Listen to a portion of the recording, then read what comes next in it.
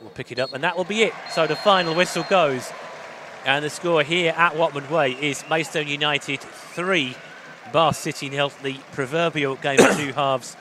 It's a pretty ropey first period. I think we're possibly being generous by saying that, and it was basically transformed by two early goals in the second half. The first from Rhys Greenwich with a header that crept in at the far post. The second, a brilliant effort from Aaron Blair, brilliant individual effort. And then talking of brilliant individual efforts, Charlie Seaman's goal was really very special. Looking forward to seeing that when the highlights are out later on. Nigel, how do you sum that up for us?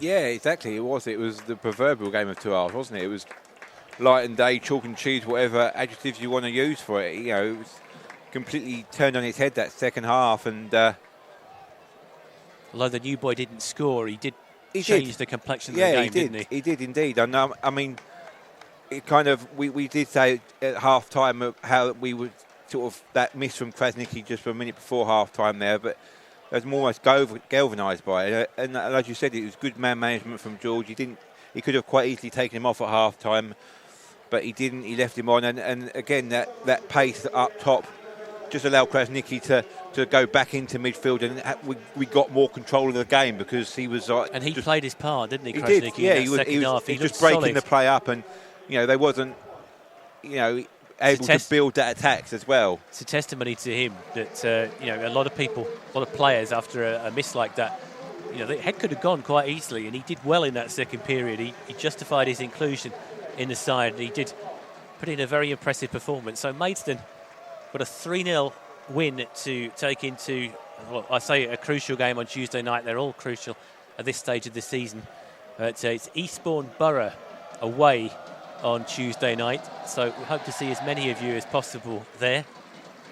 And just a bit more confidence about the side going into that. I think so, exactly. I mean, we know losing Papadopoulos and Rush in the new year, it did take a lot of the goals out of the team, and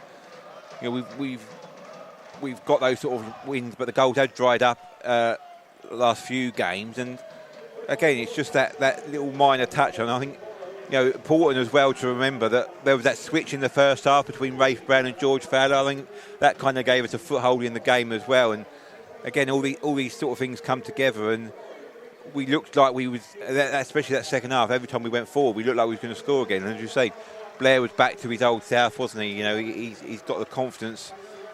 He looks like he's got his confidence back. That second goal, I mean, that's certainly one to look back on the highlights, because yes, it was a mistake initially, but he had a lot to do, and it was all Aaron Blair's work to get that goal. And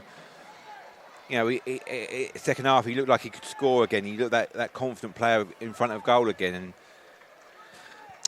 so it's all good signs to going forward, and hopefully we can then, as we said at the top of the show as well, that it makes that point away to Hemel Hempstead now look a good point, because you can come home and sort of make the Gallagher a fortress again, as what it has been the middle part of that season.